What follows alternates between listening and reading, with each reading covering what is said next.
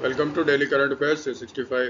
आज का जो वीडियो है वो फर्स्ट, सेकंड, थर्ड और फोर्थ में 2026 के न्यूज़ को कवर करेगा, जो strictly examination point of view से इम्पोर्टेंट है। इसमें देखो, ये वीडियो 4 मई को बन रहा है, रात को बन रहा है, लेकिन अभी तक ना फुल इलेक्शन कमीशन ने डेटा रिलीज नहीं किया है इलेक्शन का, जो 5 स्टेट्स में काउंटिंग हो रहा है। हमें उसका वेट करना पड़ेगा क्योंकि क्वेश्चन उससे फ्रेम होगा। वैसे वेस्ट बंगाल में ममता बनर्जी अपना सीट हार गई हैं, और तमिलनाडु में M.K. स्टालिन वो भी अपना इलेक्शन हार गए हैं। वो उनका सीट हार गया है, पार्टी तो खैर पावर से बाहर हुई ही हुई है। उसका डिटेल हम लोग करेंगे आज के न्यूज़ में। जितना सारा न्यूज़ कवर किया गया है उसका एक PDF फॉर्म में आपको टेलीग्राम पे मिल जाएगा, आप वहाँ पे उसको डाउनलोड कर लेना। हम लोग स्टार्ट करते हैं आज के वीडियो। हमेशा की तरह वीडियो को स्टार्ट करते हैं इंपॉर्टेंट डे और वीक से। फायर सेफ्टी वीक, इसको मनाया जा रहा है 4 से 10 मई 2026 को, और इसको जो ऑर्गेनाइज कर रहा है ना वो है union ministry of health and family welfare. इसका मतलब बेसिकली जितने सारे हॉस्पिटल्स वगैरह होते हैं ना भारत में, हेल्थ सेंटर्स होते हैं, उसमें फायर का सेफ्टी के लिए क्या क्या स्टैंडर्ड्स हैं उसको एक बार टेस्ट भी किया जाएगा। 4 मई को इसको न्यू दिल्ली में इनॉग्रेट किया था यूनियन हेल्थ सेक्रेटरी पुण्य सलीला श्रीवास्तव साहब ने। इंटरनेशनल लेबर डे या मे डे, ये तो आप जानते हो। इसको कब सेलिब्रेट किया जाता है? 1 मई को हर साल। ये ना पूरे विश्व में मनाया जाता है लगभग 1 मई को, लेकिन याद रखना यूनाइटेड स्टेट्स ऑफ अमेरिका और कनाडा में ना जो मे डे होता है या लेबर डे होता है उसको मनाया जाता है फर्स्ट मंडे ऑफ सितंबर। इसका मतलब 1 मई हम लोग मनाते हैं इंटरनेशनल लेबर डे, कनाडा और US में लेबर डे मनाते हैं फर्स्ट मंडे ऑफ सितंबर को। ठीक है, इसका देखो बैकग्राउंड क्या है। 1889 में international Congress of socialist parties का मीटिंग हुआ था पेरिस में, और उन्होंने डिसाइड किया कि 1 मई को ना हम लोग मनाएंगे इंटरनेशनल लेबर डे। क्यों? क्योंकि 1 मई को ना शिकागो में लेबर्स ने स्ट्राइक किया था, उसके बाद वहाँ पे उस पर अटैक हुआ था, तो लेबर सॉलिडारिटी को सपोर्ट करने के लिए, उसको मनाने के लिए लेबर डे मनाया जाता है। भारत में पहली बार लेबर डे मनाया गया था चेन्नई में 1923 में। इस बार का जो थीम है ना लेबर डे का वो है ensuring a healthy psycho social working environment. ठीक है, ये उसका थीम है। सॉरी, डेज पे आ जाओ। डेज में है Vaisakh, the day of the full moon. इसको United Nations Day of Vaisakh भी बोलते हैं। इस साल इसको मनाया जा रहा है 1 मई 2026 को। इसका देखो डेट फिक्स नहीं है। ठीक है, मई में मनाया जाता है लेकिन डेट फिक्स नहीं है। क्यों? वैसाख है ना, ये हिंदू कैलेंडर है। हिंदू कैलेंडर जो होता है जिसको हम लोग शक संवत भी बोलते हैं ना, बहुत लोग, सॉरी, विक्रम संवत बोलते हैं। इसको हम लोग भी फॉलो करते हैं, बुद्धिस्ट भी फॉलो करते हैं। नॉर्मली जो क्रिश्चियंस फॉलो करते हैं, जैसे हम लोग कहते हैं ना जनवरी, फरवरी, मार्च, अप्रैल, ये बेसिकली होता है ग्रेगोरियन कैलेंडर। ग्रेगोरियन कैलेंडर होता है सन पे, और जो हिंदू कैलेंडर होता है ना विक्रम संवत, वो होता है मून कैलेंडर पे। इसलिए डेट देखो मैच नहीं करेगा। ठीक है, मंथ जो होता है नॉर्मली अप्रैल और मई में पड़ता है, जो ग्रेगोरियन कैलेंडर का होता है, इसीलिए डेट फिक्स नहीं होता, वो डेट चेंज होता रहता है। ध्यान क्या रखना है, ये क्यों मनाते हैं? क्योंकि ये ना भगवान बुद्ध से संबंधित है। भगवान बुद्ध का जो जन्म हुआ था, लॉर्ड बुद्ध, जन्म के समय उनका नाम था सिद्धार्थ। उनका जन्म हुआ था लुम्बिनी में। इस पर कंट्रोवर्सी है, लेकिन अधिकतर लोग मानते हैं ये कहाँ पे, नेपाल में है।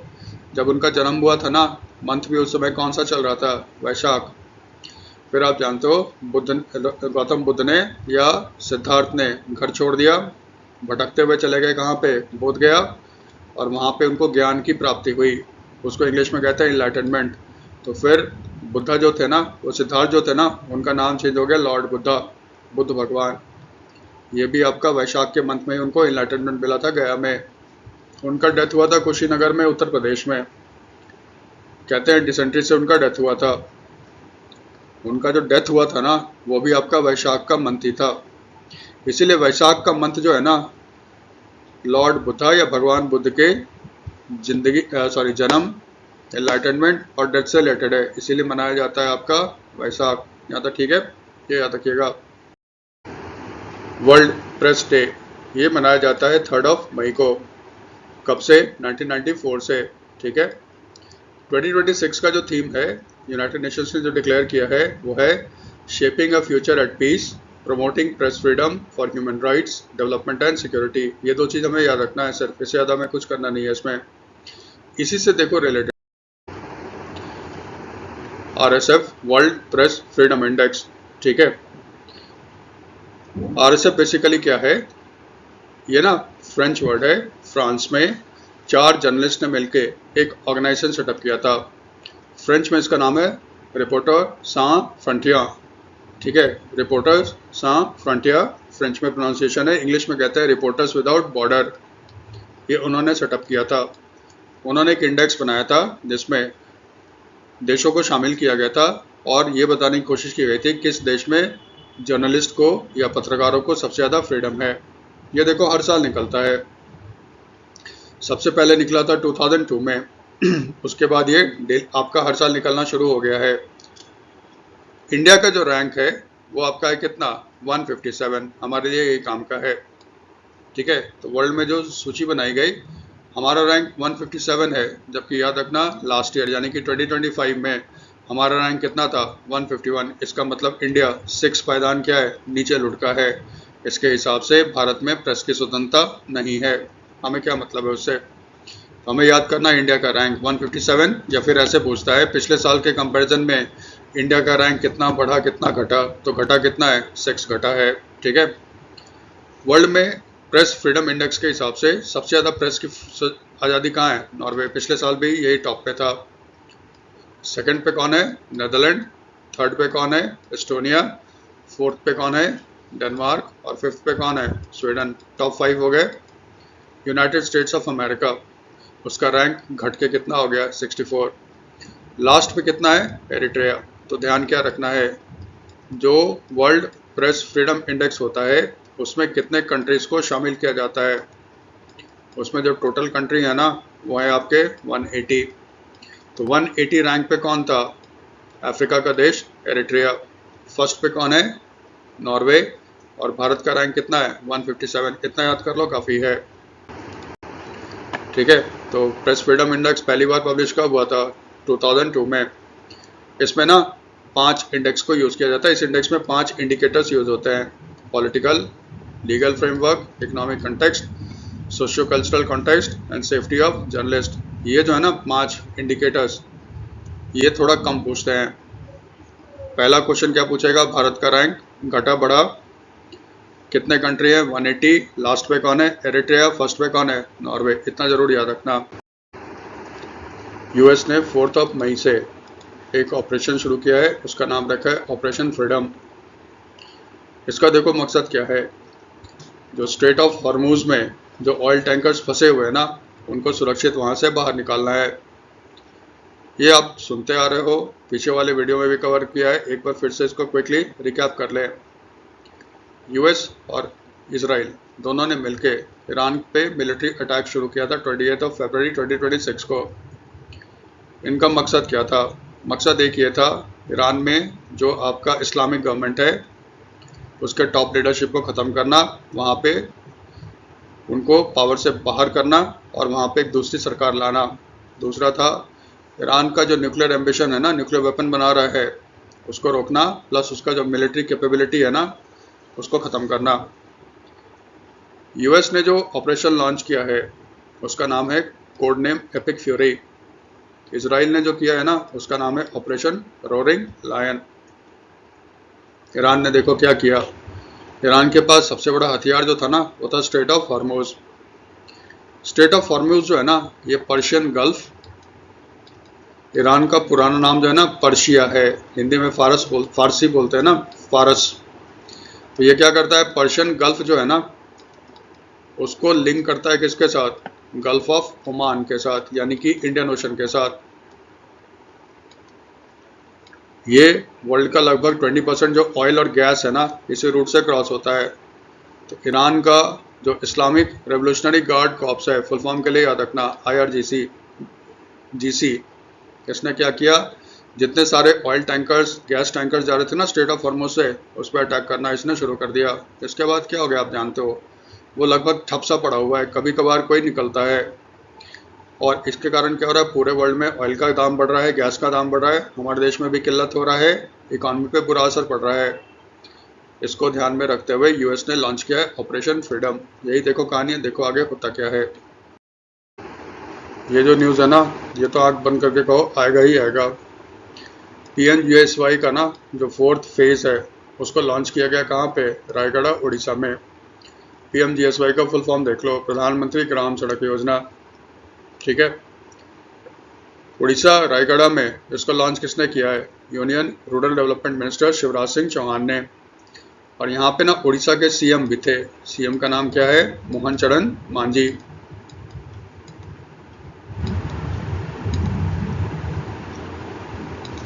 ये इंपॉर्टेंट है, देखो पूछेगा, प्रधानमंत्री ग्राम सड़क योजना फेज 4 कहाँ पे लॉन्च हुआ, रायगढ़ उड़ीसा, किसने किया, जो रूरल डेवलपमेंट मिनिस्टर है शिवराज सिंह चौहान। इसी पे दूसरा क्वेश्चन पूछ लेगा, प्रधानमंत्री ग्राम सड़क योजना किस मिनिस्ट्री के अंदर आता है, ये आता है under the ministry of rural development, ये तो याद रहेगा।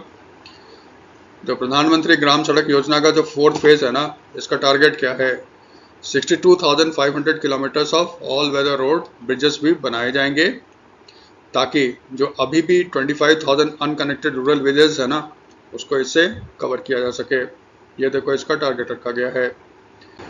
दूसरा, ये एक सेंट्रल गवर्नमेंट का स्कीम है, तो इसका फंडिंग पैटर्न क्या है।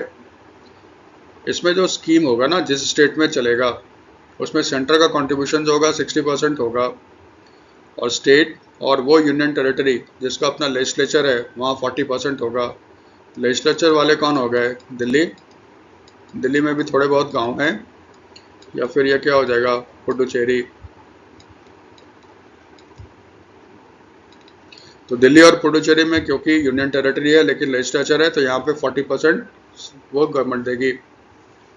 जो नॉर्थ ईस्टर्न स्टेट्स है 8 हो गए, और हिमालयन स्टेट्स में कौन कौन आता है, हिमालयन स्टेट्स में आएगा हिमाचल, और इसमें आ जाता है उत्तराखंड, प्लस जम्मू कश्मीर और लद्दाख। जम्मू कश्मीर और लद्दाख देखो अब स्टेट नहीं है, यूनियन टेरिटरी है। इसका मतलब जो हिमालयन स्टेट्स हो गए, हिमाचल प्रदेश, उत्तराखंड, नॉर्थ ईस्ट के 8 स्टेट्स हो गए, और यूनियन टेरिटरी हो गया जम्मू कश्मीर और लद्दाख का। वहाँ पे सेंट्रल गवर्नमेंट जो है 90% पैसा देगा, स्टेट देगा 10%। यो यूनियन टेरिटरी जहाँ पे लेजिस्लेचर नहीं है, जैसे दमन एंड दीव हो गया, चंडीगढ़ हो गया, अंडमान निकोबार हो गया, लक्षद्वीप हो गया, वहाँ पे सेंट्रल गवर्नमेंट कितना खर्च करेगा, 100% करेगा। ये फंडिंग पैटर्न याद रखना, ये भी आता है एग्जाम में। थोड़ा सा प्रधानमंत्री ग्राम सड़क योजना के बारे में जान लो। इसको लॉन्च किया गया था 25 दिसंबर 2000 को, जब प्रधानमंत्री कौन थे, अटल बिहारी वाजपेयी। इसका देखो उद्देश्य क्या था, हमारे देश में जो गांव है, विलेज है, वहाँ पे पक्का रोड, ऑल वेदर रोड्स तैयार करने हैं, उनको उनसे लिंक करना है। गांव में अधिकतर क्या होता था, रोड्स नहीं होते थे, होते भी थे तो खड़ंजा होता था या मिट्टी वाली रोड होती थी, उसके जगह पे ऑल वेदर रोड्स होगा। इससे कनेक्टिविटी बनेगी, प्लस इसका मल्टीप्लायर इफेक्ट होता है इकॉनमी पे।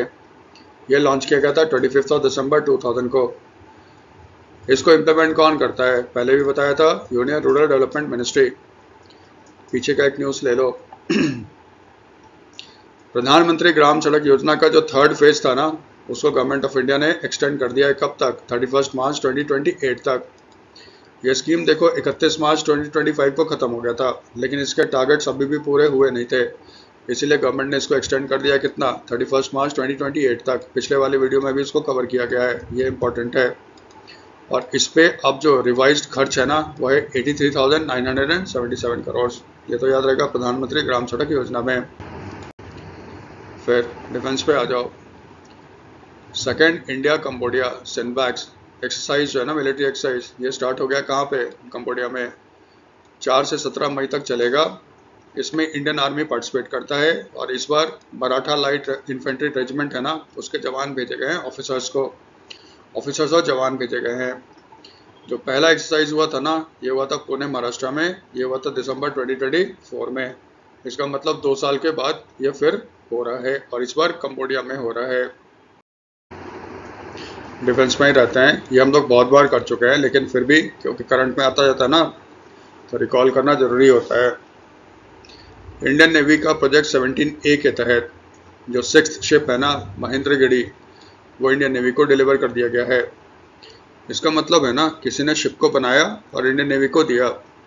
ठीक है, देखो फिर नेवी क्या करता है, एक कमिश्निंग सेरेमनी होता है जहाँ पे उसको विधिवत तरीके से इंडक्ट किया जाता है इंडियन नेवी में। जिस दिन इसको फॉर्मली इंडियन नेवी में इंडक्ट कर दिया जाएगा ना, तो देखना इस जहाज के सामने नाम लग जाएगा क्या, INS। INS का मतलब होता है इंडियन नेवल शिप। अब क्योंकि अभी तक ये फॉर्मली इंडियन नेवी में इंडक्ट नहीं हुआ है, इसीलिए INS नहीं, अभी सिर्फ महेंद्रगिरी ही बोलेंगे। तो जो महेंद्रगिरी है ना, उसको किसने बनाया है, उसको बनाया है Mazagon dock ship builders limited MDL ने।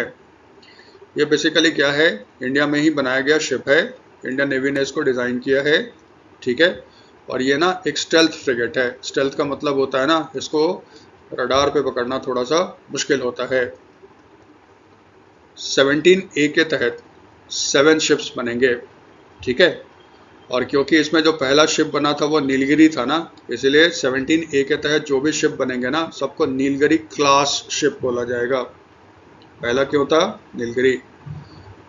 2 डिफेंस शिपयार्ड को ये कॉन्ट्रैक्ट दिया गया था। एक है Mazagon docks ship builders limited Mumbai, ये 4 शिप बनाएगा, नीलगिरी, उदयगिरी, तारागिरी और महेंद्रगिरी। 3 शिप का जो कॉन्ट्रैक्ट है ना, वो GRSE को दिया गया है। GRSE क्या होता है, garden rich ship builders and engineers, ये कोलकाता में है। ये जो 3 शिप बना रहा है ना, इसका नाम है हिमगिरी, दूनागिरी और विंध्यागिरी। हाँ तो ठीक है, एक शिप का डिलीवरी अभी बचा हुआ है, फिर इंडियन नेवी के पास 7 शिप आ जाएंगे। एक बिल्कुल शॉर्ट न्यूज़ है, उससे ज़्यादा हमें कुछ करना नहीं है। इटली के जो डिफेंस मिनिस्टर थे गुइडो कॉर्सेटो, ये अभी भारत आए थे। ये उनका पहला विजिट था, इससे ज़्यादा नाम नहीं करना, सिर्फ एक ही चीज़ याद रखना, चांसेस भी कम है। गुइडो कॉर्सेटो जो भारत आए थे वो कौन है, वो इटली के डिफेंस मिनिस्टर थे। हमारे देश के डिफेंस मिनिस्टर राजनाथ सिंह सबके साथ उनकी मुलाकात हुई, कोई खास अनाउंसमेंट हुआ नहीं था, इसलिए नाम याद करके छोड़ देना है। फिर पर्सनल न्यूज़ पे ही रहते हैं। रवि के ये CMD बन गए हैं हाल के। हाल क्या होता है, हिंदुस्तान एरोनॉटिक्स लिमिटेड। ये आता है under the union ministry of defence. और हाल का जो हेडक्वार्टर है ना, ये आपका बेंगलुरु। आप जानते हो भारत में जो प्रीमियर कंपनी है जो डिफेंस से स्पेशली जो एयरफोर्स के लिए एयरक्राफ्ट हेलीकॉप्टर्स वगैरह बनाता है, वो हिंदुस्तान एरोनॉटिक्स लिमिटेड ही है। जैसे आप सुनते हैं ना, सिपोही भारत में बनना शुरू हो गया है। भारत का पहला अपना जो लाइट कॉम्बैट एयरक्राफ्ट है तेजस, वो भी हिंदुस्तान एरोनॉटिक्स लिमिटेड बनाता है। ध्रुव हेलीकॉप्टर का नाम सुना होगा, ये सब हिंदुस्तान एरोनॉटिक्स लिमिटेड बनाता है। इसके जो ये जो होंगे ना 22nd chairman cum managing director हो गए हिंदुस्तान एरोनॉटिक्स लिमिटेड के, DK सुनील, ये रिटायर हो गए हैं, इसी के जगह पे आए हैं रवि के। इम्पॉर्टेंट है, याद रखना। फिर प्रसून जोशी, ये मैंने आपको शॉर्ट्स बना के भी दे दिया था, इनको अपॉइंट किया गया है as the chairman of Prasar Bharati. ठीक है, ये उत्तराखंड के हैं और इन्होंने फिल्म के गाने लिखे थे, भाग मिल्खा भाग, फना, रंग दे बसंती वगैरह। ये बेसिकली पहले ना एडवर्टीजमेंट में काम करते थे। और एक आपने कभी ऐड सुना होगा कोका कोला का, ठंडा मतलब कोका कोला, ये इन्हीं का ऐड लिखा था। इनको इंटरनेशनल अवार्ड भी मिला था इसके लिए। प्रसून जोशी इससे पहले चेयरपर्सन थे किसके, central board of film certification. इसको हम लोग सेंसर बोर्ड के नाम से भी जानते हैं, इसी को बोलते हैं सेंसर बोर्ड। इसके पहले ये चेयरमैन थे। प्रसून जोशी जो है ना प्रसार भारती के चेयरमैन, ये 3 साल के लिए रहेंगे या फिर 70 ईयर्स, जो भी पहले हो जाए। इसका मतलब अगर 70 ईयर्स के हो जाते हैं तब रिटायर हो जाएंगे, या फिर इनका कार्यकाल नॉर्मली कितना होता है, 3 ईयर्स। लेकिन ध्यान रखना, गवर्नमेंट चाहे इनको डिसमिस कर सकता है, यही ध्यान रखना। प्रसार भारती के चेयरमैन का ये कार्यकाल होता है। थोड़ा सा प्रसार भारती के बारे में जान लो। ये जो है ना, ये भारत सरकार का इसको सेटअप, ये एक स्टैट्यूटरी बॉडी है। स्टैट्यूटरी का मतलब होता है ना, जिसको किसी एक्ट के तहत यानी किसी कानून के तहत बनाया जाता है। पार्लियामेंट ने पास किया था broadcasting corporation of India act 1990, ठीक है, जिसमें कहा गया था गवर्नमेंट ऑफ इंडिया का जो मीडिया है वो अब किसके अंदर आएगा, प्रसार भारती, जो एक ऑटोनोमस बॉडी होगा under the ministry of information and broadcasting, ठीक है। इसका मतलब जो प्रसार भारती है ना, जो ऑपरेशनल हुआ था 1997 में, इसके अंदर आता है all India radio, Akashvani, Doordarshan, और दूरदर्शन ने एक लॉन्च किया है अपना OTT प्लेटफॉर्म जिसका नाम क्या है, वेव्स, ठीक है, ये उसके अंदर आता है। ये तो याद रहेगा। और मिनिस्ट्री कौन सा है, union ministry of information and broadcasting. Ashutosh Gowariker, इनको अपॉइंट किया गया as the director of the 57 IFFI। IFFI क्या होता है, international film festival of India. आप जानते हो इसका एक परमानेंट जगह बना दिया गया है गोवा, हर साल होता है, भारत का बहुत ही प्रेस्टिजियस है। तैयारी शुरू हो गई 2026 का। 2026 का जो होगा ना, ये 57th एडिशन होगा, ठीक है, गोवा में होगा। तो अब कोई एक होना चाहिए ना जो सारा काम संभालेगा, इसीलिए आशुतोष गौरीकर को ना इसका डायरेक्टर बना दिया गया है, यानी कि सारा तामझाम अब यही देखेंगे। आशुतोष गौरीकर है जो है ना, इनको शायद आप जानते भी होंगे, आमिर खान की फिल्म थी ना लगान, फिर स्वदेश, जोधा अकबर जैसी फिल्म, इनके डायरेक्टर कौन थे, आशुतोष गौरीकर साहब ही थे। इनको सबसे ज़्यादा फेमस किससे मिला था, प्रसिद्धि लगान फिल्म से मिला था। फिर याद रखना, ये जो international film festival of India होता है ना, इसको ऑर्गेनाइज कौन करता है, नेशनल फिल्म डेवलपमेंट कॉर्पोरेशन। ये किसके अंदर आता है, इंडिया NFDC, ये आता है under the ministry of information and broadcasting in association with the entertainment society of Goa. ये किसकी बॉडी है, गवर्नमेंट ऑफ गोवा की। क्योंकि देखो गवर्नमेंट ने डिसाइड कर रखा है कि अब जो भी international film festival of India होगा गोवा में होगा, तो गोवा गवर्नमेंट की एक बॉडी है एंटरटेनमेंट सोसाइटी ऑफ इंडिया, ये इसको आयोजित करता है with the national film development corporation, ठीक है। तो एक गवर्नमेंट ऑफ इंडिया हो गया, एक स्टेट गवर्नमेंट हो गया, यहाँ तो ठीक है। फिर गवर्नमेंट ऑफ इंडिया ने लॉन्च किया है CBS based emergency communication system. आज या कल हो सकता है आपके मोबाइल फ़ोन पे एक अजीब सा आवाज़ आना शुरू हुआ होगा, और उसके साथ साथ ना मैसेज भी आना शुरू हो गया कि घबराइए मत, ये NDMA के द्वारा एक टेस्ट किया जा रहा है, मोबाइल टेस्ट किया जा रहा है। इसको बेसिकली बोलते हैं क्या है, CBS सेल ब्रॉडकास्ट सिस्टम। इसको लॉन्च किसने किया है, यूनियन मिनिस्ट्री ऑफ कम्युनिकेशन ने। इसको डेवलप किसने किया है, centre for development of telematics, जो आता है union ministry of commerce, information, ये आता है डिपार्टमेंट ऑफ टेलीकम्युनिकेशन के अंदर, with the national disaster management authority, जो आता है होम मिनिस्टर के अंदर। दोनों ने मिलकर इसको डेवलप किया है। ये बेसिकली है क्या, इसमें इमरजेंसी अलर्ट मैसेज ब्रॉडकास्ट किया जाएगा on the mobile phone off the citizen of India. जैसे कहीं पे भूकंप आ गया ना, गवर्नमेंट फटाफट आपको ये वार्निंग देना शुरू कर देगा, कहीं पे साइक्लोन आने वाला है, गवर्नमेंट आपको इसके थ्रू वार्निंग देगा ताकि सुरक्षित जगह पे चले जाओ।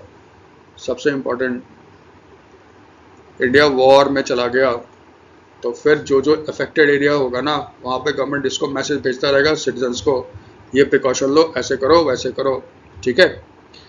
ये भारत ने शुरू किया है, डेवलप कंट्रीज में ये सिस्टम है, भारत में भी इसको इमरजेंसी रिस्पांस सिस्टम के रूप में लागू किया गया है। ये होता है सेल ब्रॉडकास्ट सिस्टम। फिर देखो, इंडिया का जो पहला बैरियरलेस टोलिंग सिस्टम है ना, वो स्टार्ट हुआ है NH-48 में। जैसे अब जो भी नेशनल हाईवे बनता है वो देखो PPP मोड में बनता है। PPP होता है ना, पब्लिक प्राइवेट पार्टनरशिप। इसमें ज़मीन जो होता है गवर्नमेंट की होती है, बनाता कौन है, प्राइवेट सेक्टर, ठीक है। तो फिर प्राइवेट सेक्टर पैसा भी लगा रहा है, तो उसको फ़ायदा कैसे होगा, प्राइवेट सेक्टर को ना अधिकार दिया जाता है कि आप वहाँ पे टोल कलेक्ट कीजिएगा। उसका एक टाइम पीरियड होता है, कैलकुलेट करते हैं गवर्नमेंट कितना खर्चा हुआ, कितना साल इसमें ट्रैफिक होगा, ट्रैफिक कितना होगा, उस पर कितना कलेक्शन आएगा, कितने साल में पैसा पूरा हो जाएगा विथ प्रॉफिट प्राइवेट सेक्टर को। तो इसके लिए लगाया जाता है क्या, टोल। आप देखते हो नेशनल हाईवे में टोल होता है, इसीलिए लगाया जाता है ताकि प्राइवेट वाले को फ़ायदा हो। नहीं तो फिर कौन आपका लगा बनाने के लिए रोड आएगा। अधिकतर अगर आप जाते होगे नेशनल हाईवे पे, टोल के पास लंबी लंबी गाड़ियाँ लगती है। क्योंकि फिर वहाँ पे आपको पैसा देना पड़ता है, फिर वो बोलेगा छुट्टा नहीं है, चिक चिक शुरू हो जाता है, पीछे लंबी लाइन लगनी शुरू हो जाती है। तो फ़ायदा क्या है इसका? गवर्नमेंट ने इसको ख़त्म करने के लिए इलेक्ट्रॉनिक मोड लाया। इलेक्ट्रॉनिक मोड में क्या होता है, आपकी जो गाड़ी होगी उसका जो विंड स्क्रीन होगा सामने जो रहता है, उस पर आप फास्टैग चिपका दो।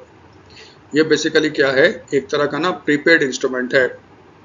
इसमें आप इसको टॉप अप करते रहो, जैसे ही आप क्रॉस करोगे ना टोल के पास, वो उसको स्कैन कर लेगा, गाड़ी का नंबर आपका डिटेक्ट करेगा, फिर ऑटोमेटिक आपका पैसा कटना शुरू हो जाएगा, आपको रोकेगा नहीं। ठीक है, लेकिन इसके बावजूद भी कहीं कहीं थोड़ा सा आपको रोक दिया जाता था ताकि ठीक से स्कैन हो जाए, या फिर जो नहीं है वो करना शुरू कर देते थे। अब गवर्नमेंट ऑफ इंडिया ने क्या किया है, जो 84 टोल प्लाजा है ना, Surat Bharuch section of the NH48, उसको कम्प्लीटली बैरियर लेस कर दिया है। मतलब यहाँ से अब जो भी गाड़ी होगा, ठीक है, यानी कि इस टोल प्लाजा पे ना गवर्नमेंट ने लगा रखा है क्या, मशीन, जो ऑटोमेटिकली आपके नंबर प्लेट को स्कैन करेगा और उसके बाद फास्टैग से ना पैसा आपका डिटेक्ट कर लेगा। आपको कहीं रुकने की ज़रूरत नहीं है, आपका ट्रैफिक बिल्कुल चलता रहेगा। नितिन गडकरी साहब ने अनाउंस किया है कि धीरे धीरे पूरे इंडिया में जितने टोल है ना उसको ख़त्म कर दिया जाएगा। इसका मतलब टोल नहीं लगेगा ऐसा नहीं है, इस तरह का सिस्टम आएगा। ये एक्सपेरिमेंट है, सक्सेसफुल है, और पहला कहाँ पे लगाया गया है, सूरत भरूच सेक्शन ऑफ NH48, ये याद रहेगा। फिर इंफ्रास्ट्रक्चर में ही रहो। ये न्यूज़ देखो थोड़ा पुराना है, फिर न्यूज़ में क्यों आया था। गूगल अपना AI डेटा सेंटर खोल रहा है कहाँ पे, आंध्र प्रदेश में।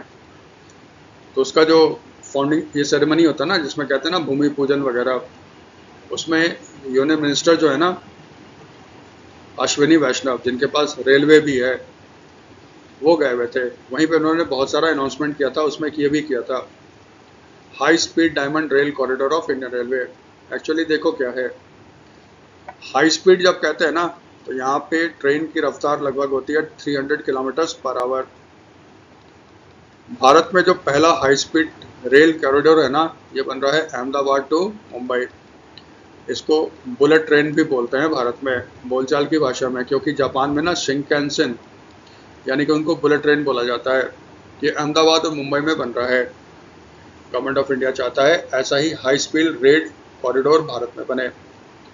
इस बार का जो यूनियन बजट था ना 2026 में, उसमें निर्मला सीतारमन, उसने अनाउंस किया था कि भारत में 7 हाई स्पीड कॉरिडोर बनेगा। उसमें से जो 4 है ना, उसको डायमंड कॉरिडोर बोला जा रहा है। ये इंपॉर्टेंट है, देखना, ध्यान रखना। ये 4 कौन है, साउथ में चेन्नई बेंगलुरु, बेंगलुरु हैदराबाद, चेन्नई हैदराबाद, मुंबई पुणे और पुणे हैदराबाद।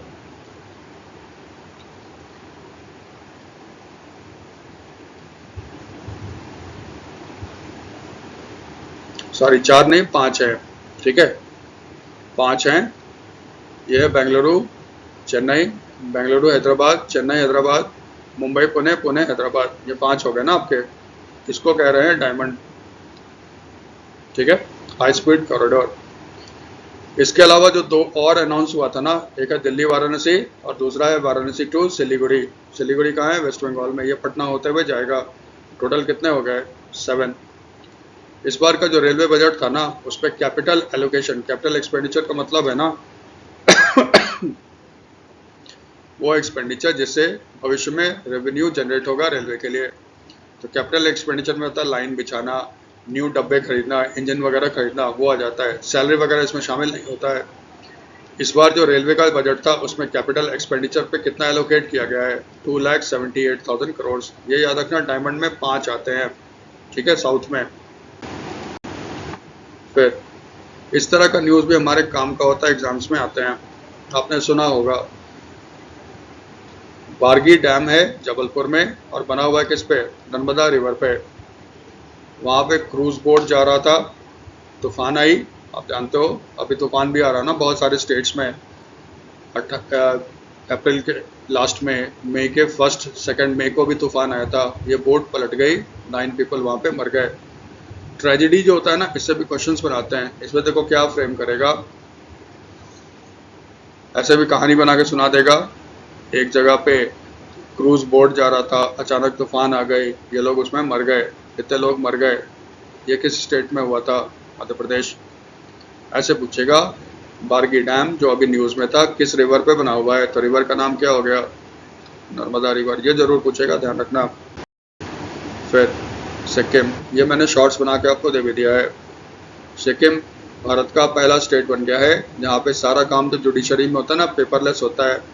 इसका मतलब सारा काम क्या होता है? इलेक्ट्रॉनिक फॉर्मेट में होता है।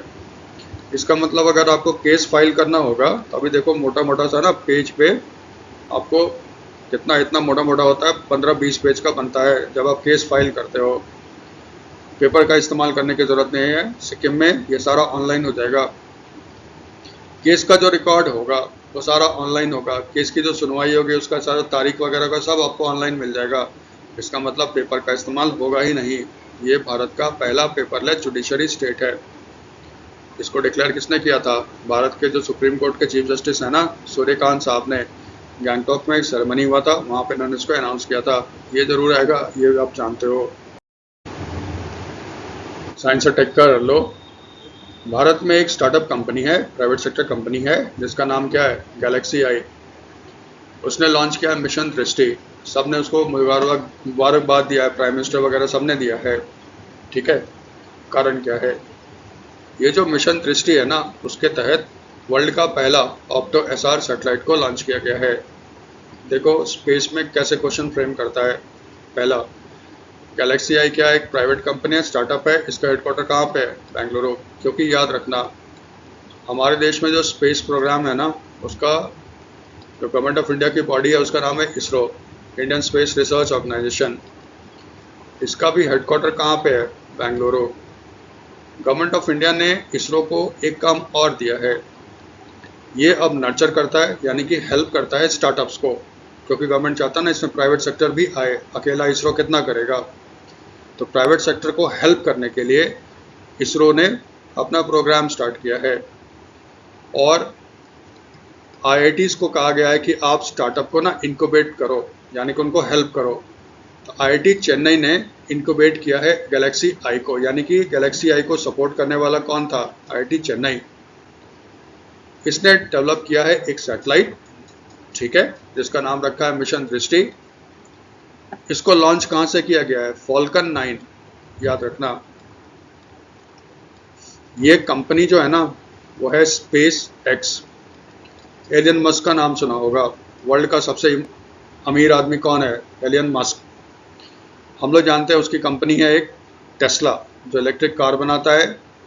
ट्विटर, जिसको अब हम लोग एक्स के नाम से जानते हैं, वो भी एलियन मस्क का है। और स्पेस में उसकी जो कंपनी है ना, उसका नाम है स्पेस एक्स। उसका एक रॉकेट है, रॉकेट का नाम है फॉल्कन 9। उसी को इस्तेमाल करके ये लॉन्च किया गया था। कहाँ से? California, USA. रॉकेट का नाम भी पूछेगा, तो रॉकेट का नाम क्या हो गया? फॉल्कन 9। अब इसकी देखो खास बात क्या है। ये वर्ल्ड का पहला ऑप्टोसार सैटेलाइट है, ठीक है। इसका मतलब इसमें इलेक्ट्रो ऑप्टिकल और सिंथेटिक अपर्चर रडार दोनों एक ही प्लेटफॉर्म पे है। इसका मतलब क्या हो गया? जो इलेक्ट्रो ऑप्टिकल सेंसर है ना, वो दिन में हाई रेजोल्यूशन इमेज कैप्चर करेगा अर्थ का, यानी कि एक तरह का रिमोट सेंसिंग सैटेलाइट हो गया। अब दूसरा, भारत में प्रॉब्लम क्या है? जैसे अभी देखना, जून जुलाई से मानसून का सीज़न स्टार्ट हो जाएगा, घने बादल आना शुरू हो जाएंगे। तब तो घने बादल में आपका इमेज लेना बहुत मुश्किल हो जाता है, ऑलमोस्ट कहो इम्पॉसिबल होता है। इमेज का क्वालिटी बहुत ही ख़राब होता है। तो फिर उसके सोल्यूशन इसने दिया है एसआर। जो एसआर होगा ना इस सैटेलाइट में, वो हर वेदर में, किसी भी लाइटिंग कंडीशंस में वो ना फोटो ले सकता है। इसका मतलब आपका बादल भी आ गया, कोई फ़र्क नहीं पड़ता है, रात भी हो गया, कोई फ़र्क नहीं पड़ता, वो आपका अर्थ का इमेज लेता शुरू कर देगा। ये दोनों खूबी जो है ना, ये दोनों किसमें? मिशन दृष्टि वाले सैटेलाइट में है। इसीलिए कहा जा रहा है ये वर्ल्ड का पहला सैटेलाइट है जिसमें ये दोनों कैपेबिलिटी है, यानी दिन में भी ले सकता है, रात में भी ले सकता है, किसी भी कंडीशन में ले सकता है। उसमें रडार का पल्सेस का इस्तेमाल किया जाएगा। इसका बहुत इम्पोर्टेंस है। इसका इम्पोर्टेंस डिफेंस में, यानी कि जासूसी के लिए भी इसको इस्तेमाल किया सकता है, एग्रीकल्चर मैनेजमेंट के लिए, डिज़ास्टर मैनेजमेंट के लिए, मैरीटाइम मॉनिटरिंग के लिए। इसका मतलब बहुत वाइड इसका यूज़ है। ये याद रखना, मिशन दृष्टि, ठीक है। बैंकिंग एंड फाइनेंस कर लो। आरबीआई ने लॉन्च किया है मिशन सक्षम फॉर यूसीबी। यूसीबी क्या होता है? Urban cooperative banks. देखो मिशन सक्षम में क्या होगा, आरबीआई जो है ना, आरबीआई के स्टाफ वो ट्रेनिंग प्रोवाइड करेंगे। किसको? जो अर्बन कोऑपरेटिव बैंक्स के हैं, यानी कि बोर्ड मेंबर्स हो गए, सीनियर मैनेजमेंट हो गया, या उसके स्टाफ जो हो गए, उसको सिखाया जाएगा रिस्क मैनेजमेंट कैसे होता है, ऑडिट फंक्शन कैसे होता है, आरबीआई के रूल्स और रेगुलेशंस को कैसे फॉलो करो, वगैरह वगैरह। इसका मतलब बेसिकली ना ह्यूमन रिसोर्स डेवलपमेंट में हेल्प करेगा आरबीआई। अर्बन कोऑपरेटिव बैंक्स में जो रेगुलेशन होता है डुअल है। बैंकिंग फंक्शन को रेगुलेट करता है आरबीआई, और बाकी जो मैनेजमेंट फंक्शन होता है ना उसको स्टेट या सेंट्रल गवर्नमेंट करता है। इसके लिए डिटेल एक बनाया हुआ है अर्बन कोऑपरेटिव बैंक्स पे, इसी के लिए क्या कि इस तरह के प्रॉब्लम्स का आपका सोल्यूशन हो जाए। वो कल वीडियो लॉन्च अपलोड हुआ था, यानी कि 3 अप्रैल को अपलोड हुआ था। काइंडली उसको जरूर देखना, वो बहुत इंपॉर्टेंट है आपके जो बैंक वाले एग्जाम दे रहे हो, इवन यूपीएससी वाले जो दे रहे हो ना, उनके लिए भी इम्पॉर्टेंट है। दूसरा, हमारे देश में जो रूरल बैंक होते हैं आरआरबी, या फिर गांव में जो कोऑपरेटिव्स होते हैं उसको रूरल कोऑपरेटिव्स बोलते हैं, इसमें भी यही याद रखना डुअल होता है। आरआरबी को तो खैर रेगुलेट कौन करता है? आरबीआई, ठीक है। रूरल कोऑपरेटिव को भी रेगुलेट करता है आरबीआई, बैंकिंग फंक्शन, बाकी फंक्शन स्टेट गवर्नमेंट। लेकिन आरआरबी और जो रूरल कोऑपरेटिव्स होता है ना, इसमें आरबीआई ने क्या किया है, इसने नाबार्ड को इन्वॉल्व कर लिया है। जो supervision, NABARD, national bank for agriculture and rural development, ठीक है, नाबार्ड। यहाँ पे जो सुपरविजन और ट्रेनिंग वगैरह का काम होता है ना, वो नाबार्ड करता है। इसलिए ध्यान देना, जो रीजनल रूरल बैंक्स होगा, जो रूरल कोऑपरेटिव्स होगा, उसमें कैपेसिटी बिल्डिंग का जो काम होता है ना, वो आरबीआई करता है, ठीक है, सॉरी नाबार्ड करता है। अर्बन कोऑपरेटिव बैंक में ये सारा काम खुद कौन करता है? आरबीआई करता है। आपको फिर सजेस्ट करेंगे यूनियन कोऑपरेटिव बैंक्स पे जो अलग से बना हुआ वीडियो है उसको जरूर देखिएगा। दूसरा, आपको याद होगा 2025 में सबकी बीमा सबकी सुरक्षा अमेंडमेंट एक्ट पास हुआ था, ठीक है, जिसमें इंश्योरेंस सेक्टर में ना बहुत सारे चेंजेस प्रपोज किए गए हैं। अब उसको धीरे धीरे भारत सरकार ने लागू करना शुरू कर दिया। यूनियन मिनिस्ट्री ऑफ फाइनेंस ने नोटिफाई कर दिया है 100% FDI in the insurance sector. सबकी बीमा सबका विकास, उस बिल में ना ये प्रोविजन था, जिसमें भारत में जो इंश्योरेंस सेक्टर में जो एफडीआई था ना, उसको 74% से, यानी कि पहले एफडीआई कितना अलाउड था? 74%, उससे बढ़ाकर उसको कितना कर दिया गया? 100% कर दिया गया, ठीक है। तो इसको लागू करने के लिए जो यूनियन मिनिस्ट्री ऑफ फाइनेंस है उसने नोटिफिकेशन निकाला है। उसने अमेंड किया कि इसमें foreign exchange management non debt instrument rule 2019। अब इस अमेंडमेंट के तहत जो इंश्योरेंस सेक्टर है भारत में, उसमें 100% एफडीआई अलाउड है, foreign direct investment through automatic route. Automatic route का मतलब होता है कि यहाँ पे आपको गवर्नमेंट से परमिशन लेने की कोई ज़रूरत नहीं होती है। इसका उल्टा होता है अप्रूवल।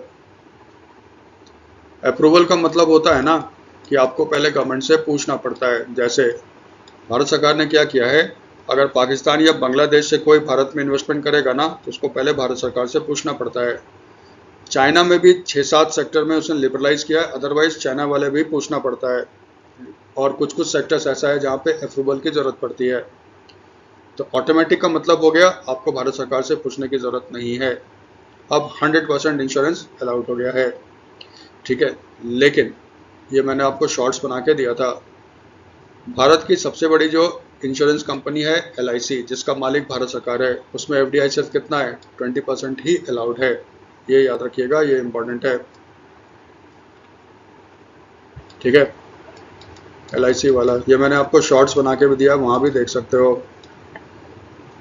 ये जो ऑर्डर निकाला है गवर्नमेंट ऑफ इंडिया ने फॉरेन एक्सचेंज मैनेजमेंट वाला, उसमें ये कहा गया है जो भी फॉरेन इन्वेस्टमेंट होगा इंश्योरेंस सेक्टर में ऑटोमेटिक रूट के तहत, ये तभी अप्रूव होगा जब इसको अप्रूवल कौन देगा?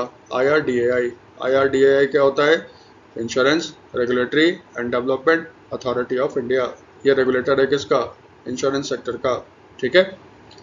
इसमें यह भी कहा गया है कि जो भी आपका इंश्योरेंस कंपनी होगा जिसमें फॉरेन डायरेक्ट इन्वेस्टमेंट हुआ है, उसमें से कम one among the chairperson, MD, managing director या सीईओ, चीफ एग्जीक्यूटिव ऑफिसर एक इंडियन सिटीजन होगा, रेजिडेंट इंडियन सिटीजन। इसका मतलब देखो क्या हो गया, जिसमें फॉरेन इन्वेस्टमेंट हो रहा है ना भारत के इंश्योरेंस कंपनी में, चेयरमैन, एमडी या सीईओ एक हिंदुस्तानी होगा, हिंदुस्तान नागरिक होगा जो रेजिडेंट होगा। आप सुनते हो ना एनआरआई। एनआरआई का मतलब होता है इनकम टैक्स लॉ के तहत जो भारतीय साल में 182 दिन इंडिया से बाहर रहते हैं उसको एनआरआई माना जाता है। होते इंडियन सिटीजन है लेकिन इंडिया से बाहर है। एनआरआई कभी भी वो इंश्योरेंस कंपनी का चेयरमैन, एमडी या सीईओ नहीं होगा, एक में से, इसमें से एक। ये तो क्लियर है। फिर गवर्नमेंट ऑफ इंडिया ने आपका डेटा दिया है, भारत से जो फार्मा एक्सपोर्ट है ना FY26 का मतलब हो गया 25-26 में डेटा आने शुरू हो गए। एक बार इकट्ठा भी कर देंगे इसको, तो जो अभी आ रहा है उसको करते चले। भारत से टोटल जो फार्मास्यूटिकल का एक्सपोर्ट हुआ था ना $31.12 बिलियन हुआ था।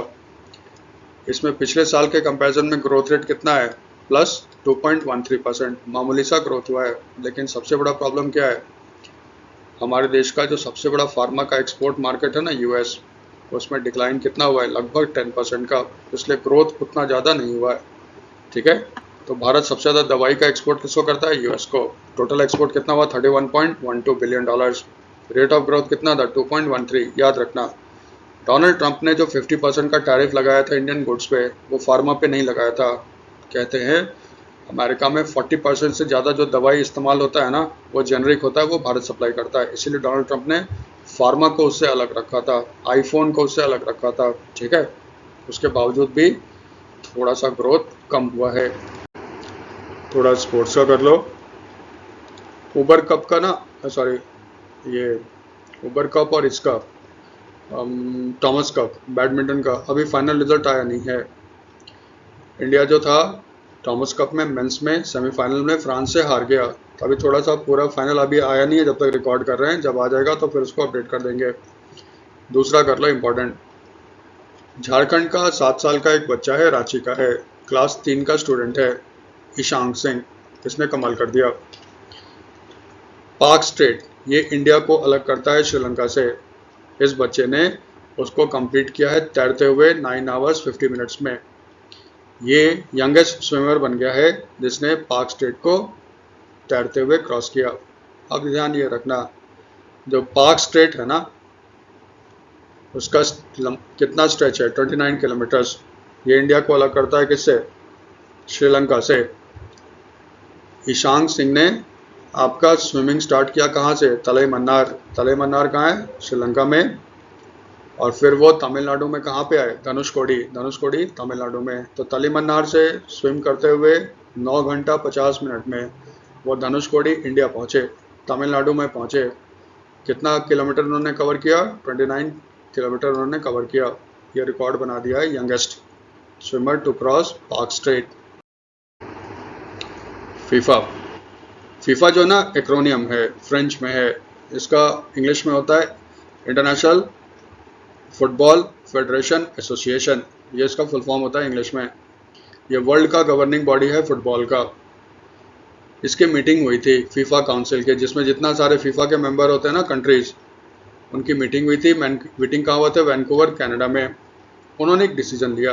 पहला डिसीजन क्या लिया, उन्होंने कहा अफगानिस्तान की जो वुमेन फुटबॉल टीम है ना वो इंटरनेशनल इवेंट्स में पार्टिसिपेट कर सकती है। देखो इसमें अनोखा चीज़ क्या है, फीफा रिकॉग्नाइज करता है किसी भी एक नेशनल टीम को through the countries own football federation. जैसे भारत में फुटबॉल फेडरेशन है AIFF, all India football federation. FIFA इसको मान्यता देता है। तो अब जो भी इंडिया का मेंस वुमेन्स टीम होता है, बॉयज़ का होता है या फिर गर्ल्स का होता है, जो भी इंटरनेशनल टीम टूर्नामेंट में पार्टिसिपेट करते हैं ना वो AIFF के थ्रू पार्टिसिपेट करते हैं। दूसरा, फीफा का बहुत स्ट्रिक्ट रूल है, अगर पॉलिटिशियंस या गवर्नमेंट इंटरफेयर करेगा ना फुटबॉल में, उसको सस्पेंड कर दिया जाता है। उसने AIFF को सस्पेंड भी कर रखा था पहले। अफगानिस्तान में स्थिति अलग है। 2021 में वहाँ पे तालिबान पावर में आए, बहुत कट्टर हैं ये लोग। इन्होंने वुमेन्स पे तमाम तरह के रिस्ट्रिक्शंस लगा दिए, उसमें वुमेन्स अब स्पोर्ट्स में हिस्सा नहीं लेगी। तो फीफा ने क्या किया है, उसने कह दिया है अफ़गानिस्तान के वुमेन फुटबॉलर जो अफ़गानिस्तान से बाहर रहती हैं वो चाहें तो अपना एक टीम बना ले और अफ़गानिस्तान के बैनर के तहत अब इंटरनेशनल वुमेन्स फुटबॉल जितने इवेंट्स हो गए ना उसमें पार्टिसिपेट कर सके। ये अनोखा है, फीफा ने आज तक कभी किसी के लिए ऐसा नहीं किया।